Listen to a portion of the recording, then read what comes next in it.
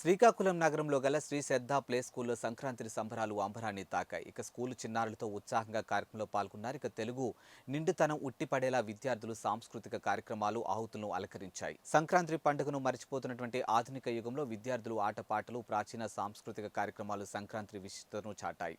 ముఖ్యంగా గ్రామీణ వాతావరణం తలపించేలా వేసినటువంటి గ్రామ సెట్టింగ్ అందరినీ ఆకట్టుకుంది. చిన్నారులు, రైతు, నారదుడు వివిధ వేషధారణలతో ఆకట్టుకున్నారు.